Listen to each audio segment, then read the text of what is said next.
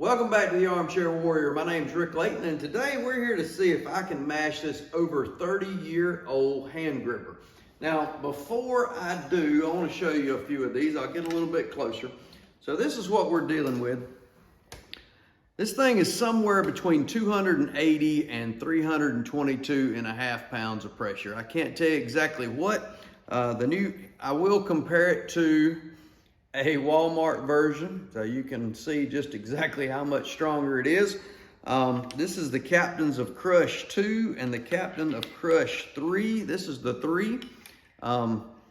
They are fairly close in size. Some people would tell you that, or grip experts might tell you that it's at close to a 3, which is 280 pounds.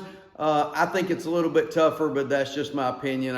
I'm going to be honest, I can't match this hand gripper, or even come close to this hand gripper, but there is an extremely exciting story behind this hand gripper.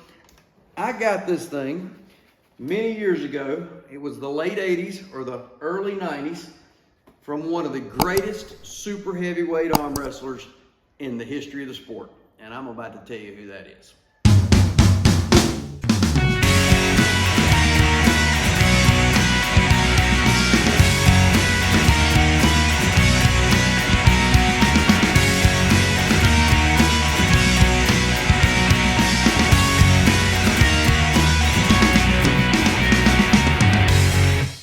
So the time frame was the late 80s or the early 90s. I started my arm wrestling career in 1986 is when I started arm wrestling. My first tournament was in January of 1987.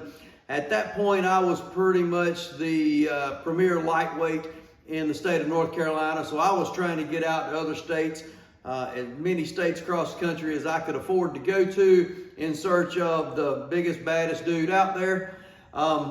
I'm going to guess this was probably AAA Nationals, possibly the sit-down Nationals in Chicago. It might have been the stand-up Nationals in Ohio. But either way, this hand gripper was given to me by none other than this guy. Well, let me take that back. Not actually this guy. It was given to me by this guy. And I say that because they are two totally different people. Richard Lupkes gave this to me, and there is a distinct difference between the first career of Richard Lupkes and the second career. His second career, he is a gentle giant, the nicest gentleman you will ever meet in your life. In his first career, that man was scary. I mean, he was scary to look at, talk to, anything else. I mean, if I would have pulled him on the table, he would have driven my hand through the pad if he could. This was one mean dude back in the day. So that's the guy that I'm dealing with. Round number 1, Richard Lupkes. So there's a table set up and guys selling these things. There's a little sign there that says, if you can mash it, it's yours. So Richard walks by the table, reaches down, picks it up, mashes it 3 or 4 times, sets it back down on the table, and walks off. Well, the guy sees him, he says, hey.